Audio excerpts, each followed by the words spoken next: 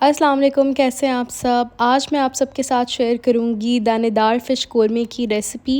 ये रेसिपी हमारे घर की ऑल टाइम फेवरेट है और सी फूड लवर्स के लिए तो ये हेवन होने वाली है। इसका टेस्ट इतना यूनिक होता है और एक एक बाइट के अंदर इतने फ्लेवर्स आते हैं कि अगर आपने इसे एक बार ट्राई कर लिया तो आप बार बार इसे ही बनाएंगे। तो चलिए बनाना स्टार्ट करते हैं। यहाँ मैंने 4 अदद मीडियम साइज़ के प्याज ले ली थी और इन्हें मैंने स्लाइस कर लिया था और हाथों की मदद से खोल दूँगी। इससे फ्राई बहुत अच्छे होंगे।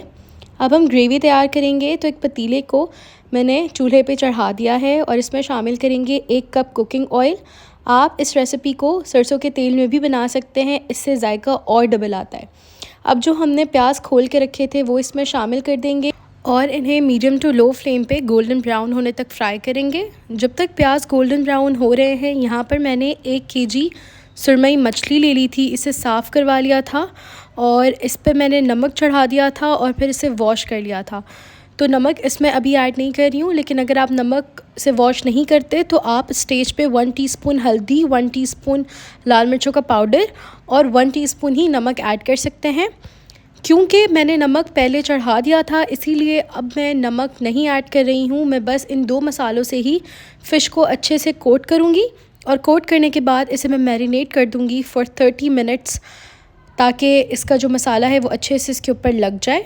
आपने फ़िश के जो पीसेस हैं वो बड़े ही रखवाने हैं, वरना सालन जब आप बनाएंगे तो वो उसमें टूट सकते हैं। इसीलिए आप अगर बोलेंगे जहाँ से भी फ़िश ख़रीदेंगे कि आपने जो पीसेस है वो कौरमे वाले बना दें, तो वो इजीली बना देंगे। तो बस इसे कोट करके मैरिनेट करेंगे। जब तक ये मैरिनेट हो रही है, मैं आपको एक मसाला बनाना बताती हूँ। ये मसाला आपके कौरमे में 4 चांद लगा देगा। तो 2 बड़ी इलायची लेनी है काली वाली, 1 इंच का दालचीनी का टुकड़ा, 1 टीस्पून भर के साबित काली मिर्चें और 1/4 टीस्पून जायफल जवित्री का पाउडर। और इन तमाम चीज़ों को अच्छे से ग्राइंड करके एक पाउडर बना लेंगे और जो छिलके बच गए इलायची के उसे निकाल के साइड पे रख देंगे। तब इस मसाले को हमने साइड पे रख दिया है और यहाँ पर हमारी जो प्याज है वो गोल्डन ब्राउन हो चुकी है। इससे ज़्यादा मज़ीद आपने इसे ब्राउन नहीं करना है, वरना ज़्यादा ब्राउन करने से सालन का टेस्ट ख़राब हो जाता है। अब प्याज निकाल के साइड पे रख देंगे इसे।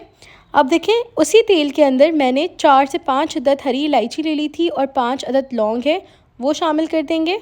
अब इसमें ऐड करेंगे अदरक लहसुन का पेस्ट 2 टेबलस्पून भर के और इनको अच्छे से मिक्स कर लेंगे। मिक्स करने के बाद इसमें कुछ मसाले ऐड करेंगे। तो 1 टीस्पून लाल मिर्चों का पाउडर जाएगा, साथ ही इसमें ऐड करेंगे 3 टेबलस्पून भर के पिसा हुआ धनिया, 1 टीस्पून जाएगा भुना कुटा हुआ ज़ीरा, 1 ही टीस्पून जाएगा गरम मसाला पाउडर और थोड़ा सा पानी शामिल करेंगे ताकि मसाले जले ना, और इनको अच्छे से मिक्स कर लेना है। मिक्स करने के बाद इसे मीडियम टू लो फ्लेम पे इतना पकाना है कि इसका जो तेल है वो अलहदा हो जाए। देखें, इसका जो तेल है वो अलहदा हो चुका है। हमने मसालों को अच्छे से भून लिया था। अब आपने इसमें शामिल करना है दही। तो यहाँ मैंने 1 कप दही ले लिया है, वो इसमें शामिल कर देंगे और इसे अच्छी तरह से मिक्स करना है। मेक श्योर जो फ्लेम है वो आपने लो रखनी है और फिर दही ऐड करना है, वरना दही का दाना जो है वो फट जाएगा।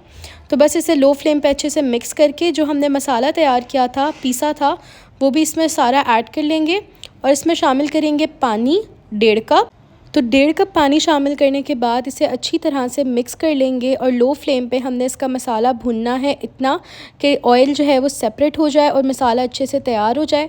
जब तक हमारा मसाला तैयार हो रहा है, हमने जो मैरिनेटेड फ़िश रखी थी वो मीडियम टू लो फ्लेम पे हमने फ्राई कर लेनी है।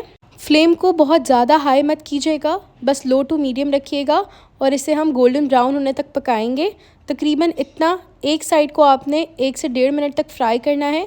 जब अच्छी तरह से ये फ्राई हो जाएगी तो फिर इसे साइड पे रख देंगे। अब हमने यहाँ पर तैयार करना है एक पेस्ट। तो हमने जो प्याज को तल के रखा था वो हम ब्लेंडर में डालकर इसे अच्छे से चॉप कर लेंगे। ये वही प्याज है जो शुरू में हमने फ्राई करके रखी थी। देखें, तकरीबन इसे 5 से 10 मिनट हो चुके हैं। हमारा जो मसाला है वो अच्छे से भुन चुका है, तेल सेपरेट हो चुका है। अब जो हमने प्याज पिसी थी वो शामिल कर देंगे और इसे अच्छी तरह से मिक्स कर लेंगे।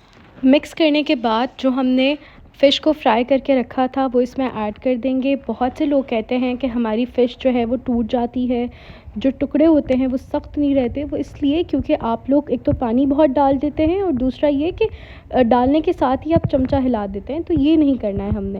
यहाँ پر میں نے فش ڈالنے کے بعد 1.5 کپ پانی ایڈ کر دیا ہے اور چمچہ ہلائے بنا پتیلے کو کپڑے کی مدد سے پکڑ کے میں نے ہلایا ہے تاکہ مسالہ اور جو پانی ہے اچھے سے فش کے اوپر کوٹ ہو جائے.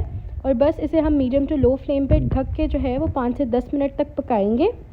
5 سے 10 منٹ کے بعد دیکھیں ہماری جو فش ہے وہ ریڈی ہو چکی ہے. تو اب ہم نے اس میں 1 ٹی اسپون زعفرانی کیوڑا واٹر شامل کرنا ہے, اور اگر آپ کے پاس واٹر نہیں ہے تو آپ کیوڑا ایسنس کے 1 سے 2 ڈراپ شامل کر سکتے ہیں بس. اس کے بعد آپ نے اس کو ڈھک کے 10 منٹ کے لیے چھوڑ دینا ہے, اور پھر 10 منٹ کے بعد آپ نے اسے ڈش آؤٹ کرنا ہے. تو ہماری مزیدار سی جو فش قورمہ ہے وہ ریڈی ہو چکا ہے. آپ نے اس ریسیپی کو ضرور ٹرائی کرنا ہے. سردیاں ویسے بھی آ چکی ہیں تو سردیوں میں یہ بہت زیادہ ٹیسٹی لگتی ہے. اس میتھڈ سے بنائیے گا, اور جو جو چیزیں میں نے آپ کو بتائی ہے سیم ایگزیکٹ فالو کیجیے گا. بنا کے مجھے اپنا فیڈ بیک ضرور دیجیے گا. اگر میری ویڈیو پسند آتی ہے ویڈیو کو لائک کریں, چینل کو سبسکرائب کریں. نیکسٹ ویڈیو میں ملوں گی. اپنا بہت خیال رکھیے گا. اللہ حافظ.